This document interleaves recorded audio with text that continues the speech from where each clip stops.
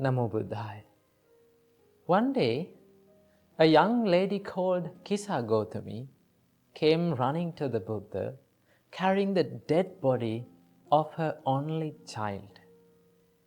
Her child has passed away, and she refused to admit that her child has been dead.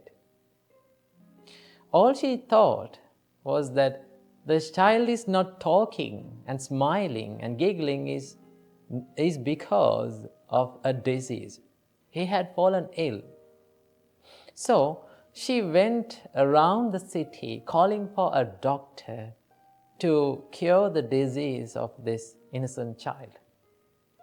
But as there is no one, no doctor who can bring a dead to the life, finally, a wise man said to her, "Oh, young lady, I know about a doctor who can cure the disease of your child. He resides in that monastery. His name is Gautama the Buddha. Go and meet him, and he will give you a solution for this problem." Then Kisa Gautami came running to the Buddha, and here she lies in front of the Buddha, sobbing and begging to the Buddha to bring the baby back to life.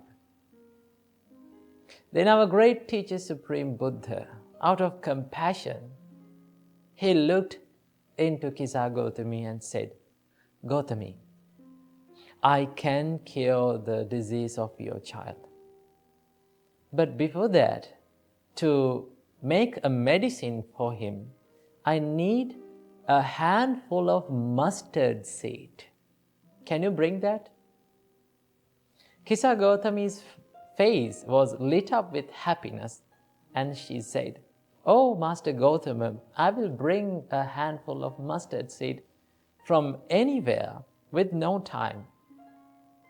Then our great teacher, Supreme Buddha, said, "Gautami, not so fast. First of all, you need to remember you should bring a handful of mustard seed from a family where no one have ever died." There was an old lady in that house. Then she asked from that old lady, "Oh, madam, can I have a handful of mustard seed from you? I need to cure the disease of this child. I need it as a medicine." Then the old lady said, "Okay, young lady, I will give you a handful of mustard seed." Then the Gautami asked, "By the way, has anyone have ever died in your family?" Then the old lady said, "Oh, young lady, I am sorry to say, 2 days ago my husband died." Then Kisa Gautami said, "Okay, then there is no use of your mustard seed. I need a handful of mustard seed from a family where no one have ever died." Then she went to the next house and to the next house. She went all around the city, finding a handful of mustard seed from a family where no one have died. But finally, she could not find it. In each and every family, someone have been dead. Finally, she realized that she is not alone in this world. She realized that death is a common fate for all the people. All the people have suffered this common phenomena. Then finally she realized that her child is dead and she cannot bring her back to life. Then what she did was, she went to the jungle and she buried her beloved son in the soil, and she came back to the monastery to meet our great teacher, Supreme Buddha. Finally she said, "Oh, Venerable Sir, I knew my child was dead, but I was awakened from that sorrow. Dear devotees and my dear children, when someone dies, when the near and dear one fade away from our life, disappear from our life, it is one of the greatest, hardest experiences that we are going through in all of our lives. Sometimes it may be traumatic to many people. Sometimes they may cry over years and years because of loss of loved ones. So, Supreme Buddha said, this wasn't happen only for you. Remember, everyone, one day, everyone will die. That is the common fate for all of us. In 100 years of time, all of us are not in this world. We all have to say goodbye to this world.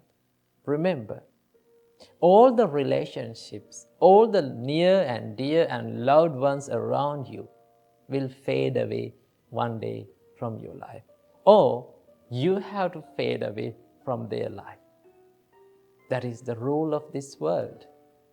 Supreme Buddha said, always remember that you have to be separated from the people who are around you, the people who love you most.